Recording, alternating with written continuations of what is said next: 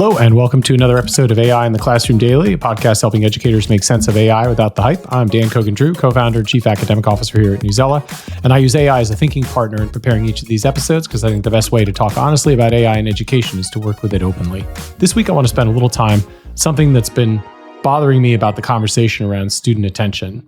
You probably heard this, and you may have said it to yourself, is that kids today just can't focus. They're always on their phones.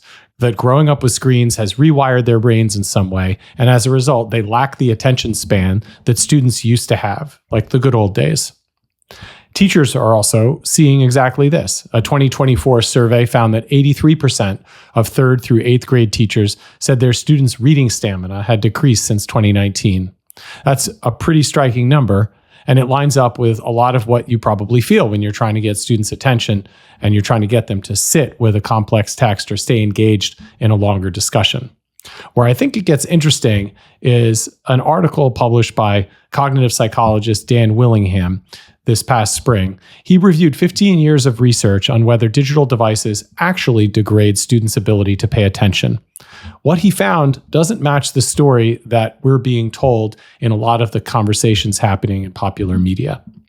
The research is clear on one thing. There is a modest negative correlation between screen time and attention control, which is to say more screens equals somewhat less ability to focus. But it's a correlation and not a causation. And when researchers dig deeper with better studies, that is longitudinal studies that follow the same students over time, what they find is a fairly small effect size that comes and goes with different studies. Most importantly, when researchers compare students' actual attention capacity using standardized tests that have been around for decades, they don't really see the decline that teachers are feeling. For example, one study reviewed 179 research reports over 31 years using the same attention test.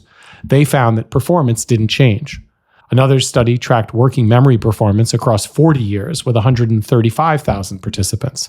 There was a small decline, but it was really tiny and not the kind of thing that would explain what teachers are observing in classrooms.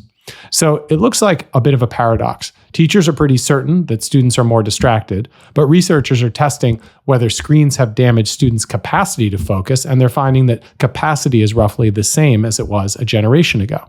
So how do we make sense of the contradiction? Well, Willingham's proposing something different.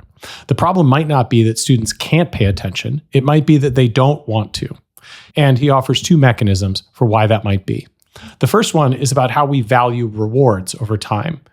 He terms it delay discounting. The basic idea is that imagine if I offer you a choice of $10 tomorrow or $10 a week from tomorrow.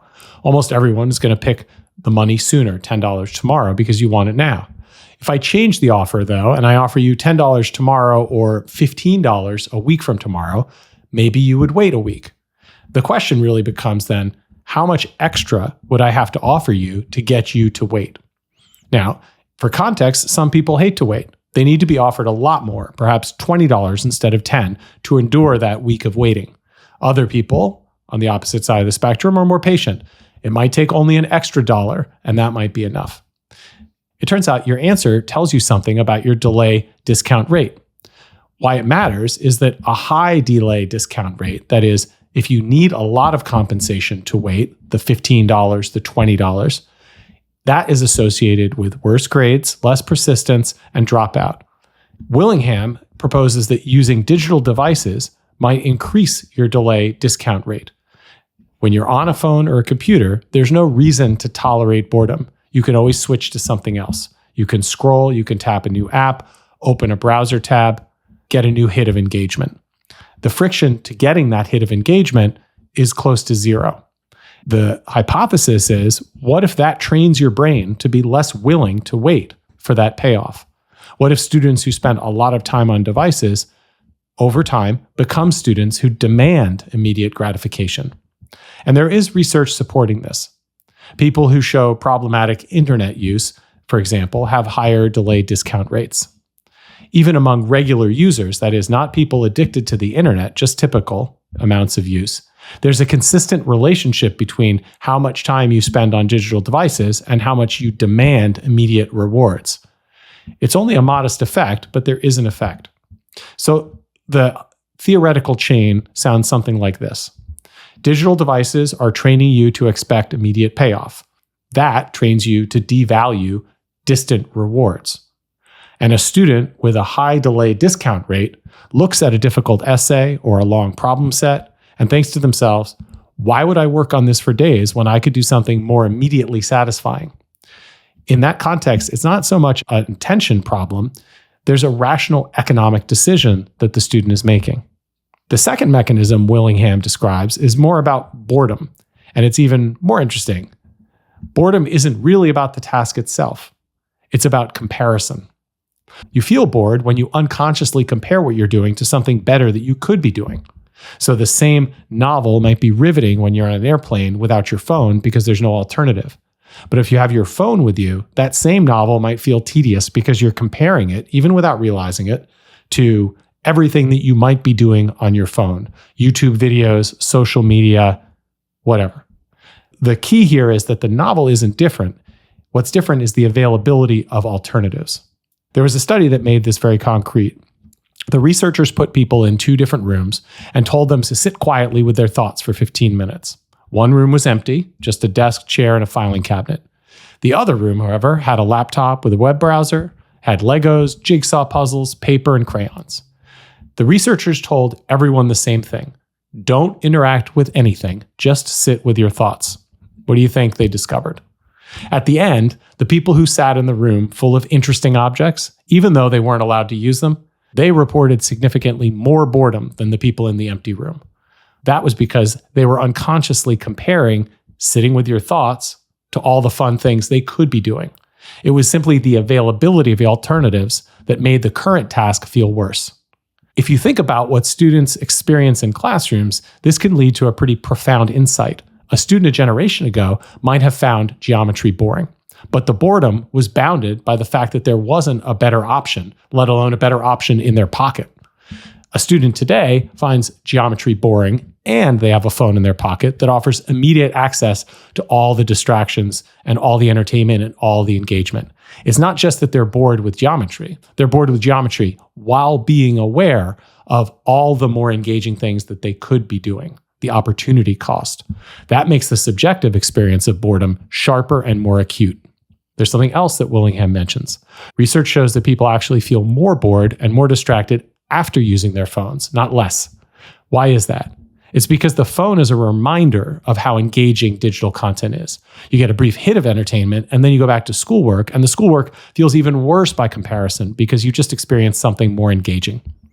This is important because it really changes the diagnosis. When teachers say kids can't focus and researchers say we don't see evidence of degraded attention capacity, both of them might be right. It's not that students are less able to pay attention. They're less willing to pay attention to certain tasks because they're making a rational comparison between that task and all the available alternatives. This is a pretty grim finding, and it certainly underscores the importance of the cell phone restrictions that we're seeing implemented across the country. But there's also a hopeful part of Willingham's analysis.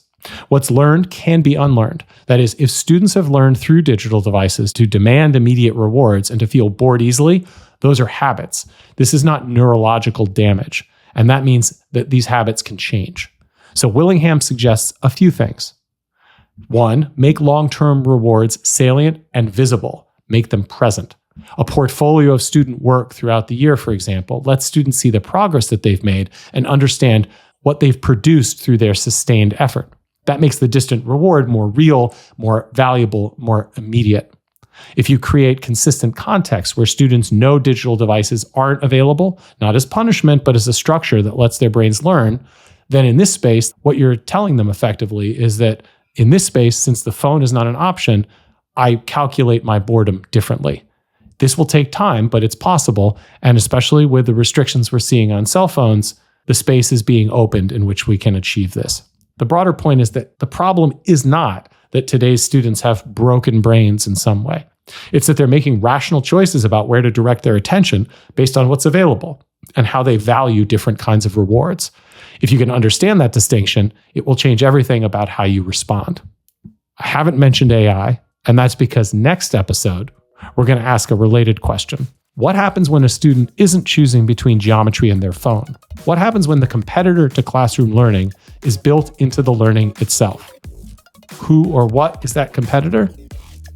It's AI. Join us for tomorrow's deep dive on AI in the Classroom Daily. Thanks as always for joining, and we will see you then.